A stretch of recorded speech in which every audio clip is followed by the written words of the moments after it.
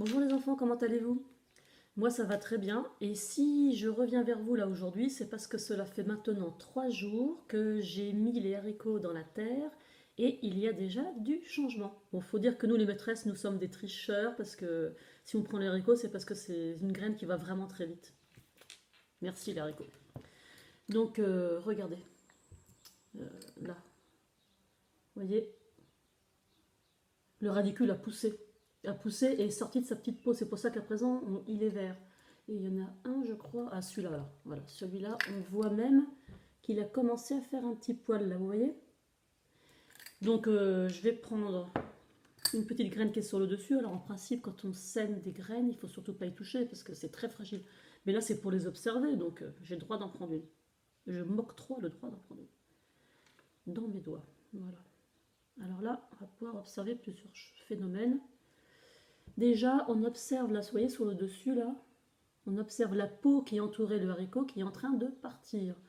Alors cette peau, je vous ai déjà dit, mais je le redis, la peau qui entoure les graines, en fait, ça s'appelle le tégument. Le tégument a un rôle protecteur, évidemment. Il protège la graine comme une armure. Parce que ce qu'il y a à l'intérieur, c'est vraiment très fragile. Donc là, maintenant, la graine n'en a plus besoin, donc la peau est en train de partir. Et les deux morceaux de cotylédon, là, vous voyez, le haricot, il est coupé en deux. Je ne sais pas si vous voyez qu'il y a deux morceaux. On appelle ça des cotylédons, hein. Ce sont les sacs de réserve qui permettent à la plante de nourrir la plante en attendant qu'elle puisse se débrouiller. Ils commencent à pourrir, vous voyez, regardez. Il devient tout marron. Parce que la plante commence à les épuiser. Là maintenant, on va pouvoir observer le radicule qui a poussé et qui est sorti du haricot. Vous voyez, il est devenu tout vert.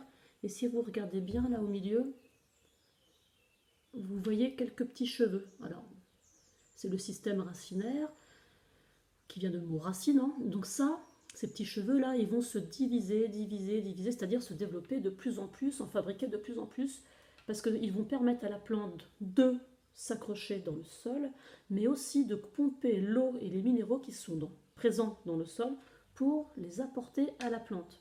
Parce que la plante donc, a besoin de cette eau et de ces minéraux, et aussi de la lumière du soleil, mais celle-là, elle va la capter avec ses feuilles. Et pour l'instant, elle n'en a pas. D'où le rôle très important des cotylédons. Donc là, je vais la remettre dans la terre pour qu'elle puisse continuer de pousser. Ah oui, je crois qu'à l'intérieur, on voit la feuille aussi.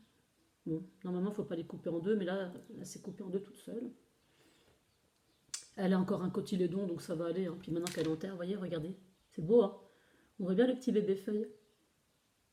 Vous voyez bien? Voilà, donc je vais la mettre dans la terre, tranquillement. Puis la déranger. Et je vais vous montrer, j'ai semé des graines. Et j'ai une graine de melon, du melon vert, mais peu importe, qui a poussé. Voilà, regardez. Vous voyez, et là on voit bien encore les cotylédons. Parce que bien sûr, ça ce ne sont pas des feuilles. La feuille de melon n'a pas du tout cette forme-là. La feuille de melon est plus arrondie et dentelée, et nervurée aussi. La feuille, la future feuille, elle est au milieu si vous regardez bien. Tout bébé, hein.